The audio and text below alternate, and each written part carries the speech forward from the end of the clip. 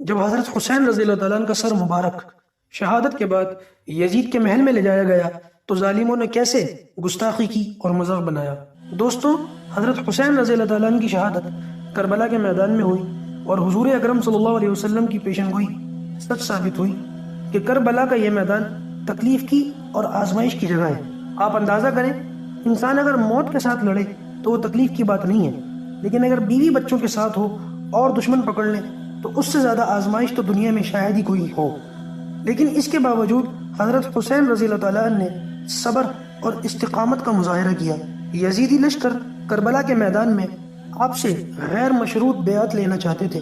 جس کا کم و بیش یہ خلاصہ یہی الفاظ بنتے ہیں کہ ہم یزید کے غلام ہیں، وہ جو چاہے ہمارے ساتھ کرے، وہ چاہے تو ہمیں آزاد کرے اور چاہے تو ہمیں بیچ دے۔ دوستو، یزید سے پہلے کسی بھی اسلامی خلیفہ نے نہ اس قسم کی بیعت لی، نہ ایسی شرائط لگائیں اور نہ دین اسلام کا یہ مزاج تھا۔ چنانچہ اسی وجہ سے حضرت حسین رضی اللہ تعالیٰ عنہ یزید کے خلاف کھڑے ہو گئے اور قطعاً اس پر بیعت کرنے کے لیے تیار نہیں ہوئے۔ حضرت حسین نے فرمایا، اللہ کی قسم ایسا کبھی نہیں ہوگا۔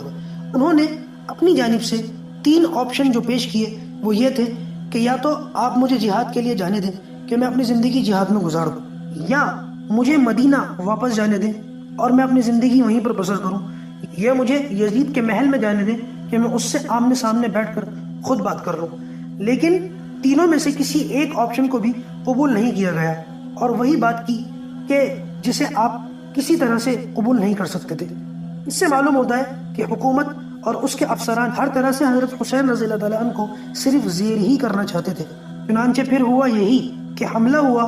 اور حضرت حسین رضی اللہ تعالیٰ عنہ کے لشکر میں 100 افراد تھے، جن میں سے کافی تعداد عورتوں کی تھی، کیونکہ یہ سفر نقل مکانی کا تھا،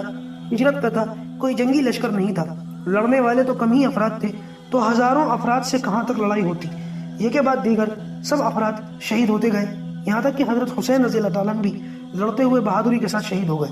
شہادت کے بعد حضرت حسین رضی اللہ تعالیٰ عنہ کے سر مبارک کو قلم کیا گیا اور آپ کے جسد اطہر کی بے حرمتی کی گئی۔ جب آپ کے جسم کی بے حرمتی کی گئی تو باقی حضرات جو آپ کے ساتھ شہید ہوئے تھے ان کے ساتھ کیسی بے حرمتی کی گئی ہوگی، آپ اس کا اندازہ ہی لگا سکتے ہیں۔ چنانچہ روایت کے اندر آتا ہے کہ حضرت حسین رضی اللہ تعالیٰ عنہ کے جسد اطہر پر گھوڑے دوڑائے گئے اور آپ کا کٹا ہوا سر عبید اللہ بن زیاد کے سامنے لایا گیا، اور عبید اللہ بن زیاد نے اس کا جو سلوک کیا، انسان اس کو سوچے تو روح کانپ اٹھتی ہے۔ ایسا لگا کہ اس کا اس پر کوئی اثر ہی نہیں ہوا، وہ آپ کے چہرے کو دیکھ کر عجیب و غریب کمنٹس دے رہا تھا۔ ترمذی اور بخاری شریف کی روایت میں بھی موجود ہے کہ اس نے حضرت حسین رضی اللہ تعالیٰ عنہ کی حسن اور خوبصورتی کے بارے میں کوئی الفاظ کہے۔ ترمذی میں مزید وضاحت ہے کہ اس نے آپ کی خوبصورتی کا مذاق اڑایا تو حضرت حسن رضی اللہ تعالیٰ عنہ موجود تھے،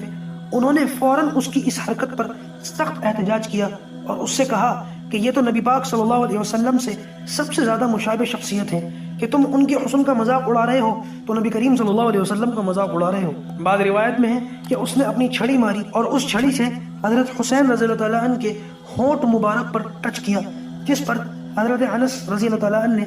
بڑی ہی شدت اور ناراضگی کے ساتھ اس کو وہ چھڑی حضرت حسین کے لب مبارک سے ہٹانے کے لیے کہا۔